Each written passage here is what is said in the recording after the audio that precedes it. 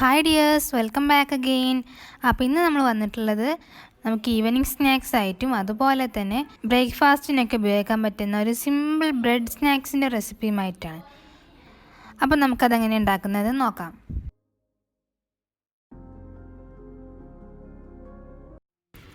അപ്പോൾ ഇത് ഉണ്ടാക്കിയെടുക്കാനായിട്ട് ഫസ്റ്റ് തന്നെ നമുക്ക് വേണ്ടത് ബ്രെഡാണ്. അപ്പോൾ ബ്രെഡെല്ലാം ഞാൻ ഇതുപോലെ കട്ട് ചെയ്ത് വെച്ചിട്ടുണ്ട്. പിന്നെ ആവശ്യമുള്ളത് ഉള്ളി.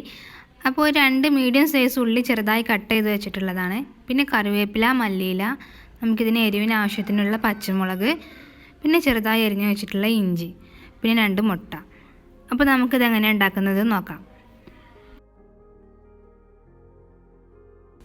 അപ്പോൾ നമുക്ക് ആദ്യം തന്നെ ഒരു ബൗളിലേക്ക് 1 കപ്പ് മൈദ ആഡ് ചെയ്ത് കൊടുക്കാം. പിന്നെ നമ്മൾ എടുത്ത് വെച്ചിട്ടുള്ള ഇൻഗ്രീഡിയൻസ് ഒക്കെ അതിലേക്ക് ഇട്ട് കൊടുത്തിട്ട് ഒന്ന് മിക്സ് ചെയ്തെടുക്കാം.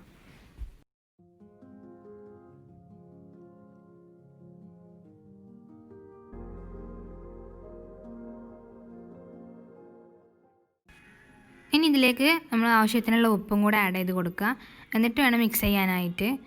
പിന്നെ നമ്മൾ മിക്സ് ചെയ്യുമ്പോൾ ആദ്യം തന്നെ മുട്ട ഒഴിച്ച് കൊടുത്ത് മിക്സ് ചെയ്യരുത്. ആദ്യം നമ്മൾ ഇട്ടിട്ടുള്ള ഇൻഗ്രീഡിയൻസ് മുട്ട ഒഴിക്കാനുള്ള ബാക്കിയുള്ളതെല്ലാം ഇട്ട് ഒന്ന് മിക്സ് ആക്കിയതിന് ശേഷം വേണം മുട്ട ഒഴിച്ച് കൊടുക്കാനായിട്ട്.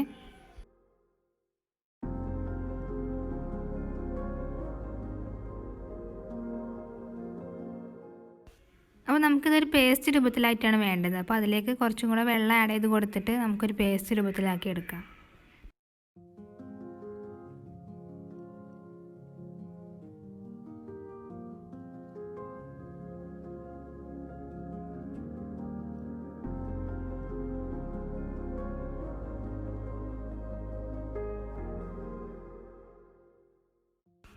അപ്പോൾ ഇതുപോലെ ഒരു പേസ്റ്റ് രൂപത്തിലാണ് നമുക്ക് ഈ മാവ് കിട്ടേണ്ടത്. അപ്പോൾ ഇനി നമുക്കിതിലേക്ക് ഒരു 2-3 ഡ്രോപ്പ് റെഡ് കളറൊന്ന് ഒഴിച്ച് കൊടുക്കാം. അപ്പോൾ ഈ റെഡ് കളർ ഓപ്ഷണലാണ്. ഇതൊരു ഭംഗിക്ക് വേണ്ടിയിട്ട് ഒഴിച്ച് കൊടുക്കുന്നത്, ഇതില്ലാതെ നമുക്ക് ഉണ്ടാക്കാം. പിന്നെ മുളക് പൊടി ഇതിലേക്ക് ഇടരുത്. നമ്മൾ ഓൾറെഡി ഇതിലേക്ക് പച്ചമുളക് അരിഞ്ഞിട്ടിട്ടുണ്ട്. അപ്പോൾ മുളക് പൊടിയും കൂടി ഇടുമ്പോൾ എരിവ് ഓവറാവും. അപ്പോൾ അത് ഒഴിവാക്കുക.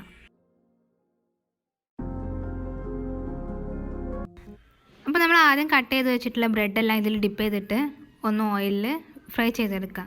അധികം ഓയിൽ ഒഴിച്ച് കൊടുക്കരുത്, കുറച്ച് ഒഴിച്ച് കൊടുത്താൽ മതി.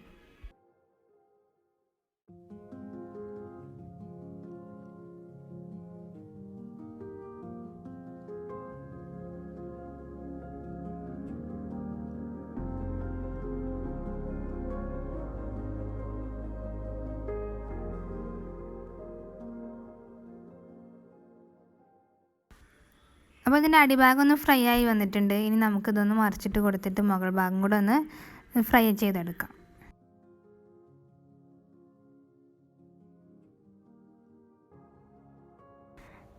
അപ്പോൾ ഇത് നല്ലപോലെ ഫ്രൈ ആയി വന്നിട്ടുണ്ട്. ഇനി നമുക്കിതൊരു പ്ലേറ്റിലേക്ക് മാറ്റാം. ഇപ്പോൾ നമ്മുടെ സ്പൈസി ആയിട്ടുള്ള മസാല ബ്രെഡ് ഫ്രൈ റെഡി ആയിട്ടുണ്ട്. എല്ലാവരും ഇതൊന്ന് ട്രൈ ചെയ്ത് നോക്കാം. വളരെ സിമ്പിളാണ് ഇത് ഉണ്ടാക്കിയെടുക്കാനായിട്ട്. അപ്പോൾ എന്നും പറയുന്ന പോലെ തന്നെ വീഡിയോ ഇഷ്ടമായിട്ടുണ്ടെങ്കിൽ ലൈക്ക് ചെയ്യുക, ഷെയർ ചെയ്യുക. ഇതുപോലുള്ള വീഡിയോകൾക്കായി ചാനൽ സബ്സ്ക്രൈബ് ചെയ്യാത്തവരുണ്ടെങ്കിൽ താഴെ കാണുന്ന ആ സബ്സ്ക്രൈബ് ബട്ടൺ കൂടെ ഒന്ന് പ്രസ് ചെയ്യാം.